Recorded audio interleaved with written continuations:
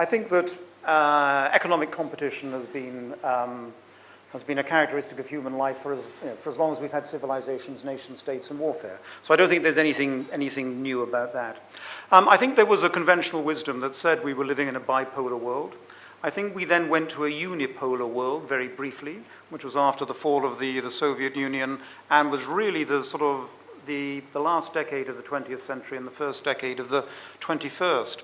I think one of the most profound questions that historians will need to look at is whether, at the absolute zenith of its power, the United States used that power badly.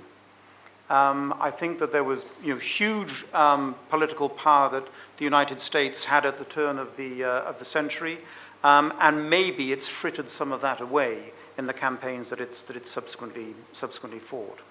I think that in economic terms, there's very likely, in an earlier conversation, we talked about G20, there's also the G2, which is China and America. And I think that there are certain discussions, particularly about currency regulation, about the protection of internal markets and so on, which only those two nations can have.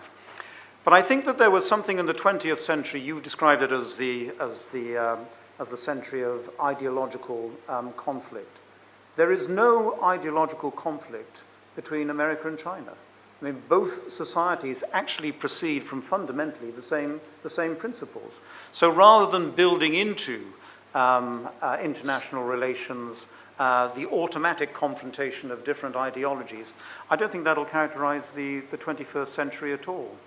I also think there are some other big players around as well.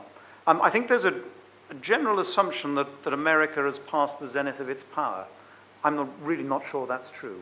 I think that the American nation still retains a unique capacity for reinvention. And I think we'll see more evidence of that.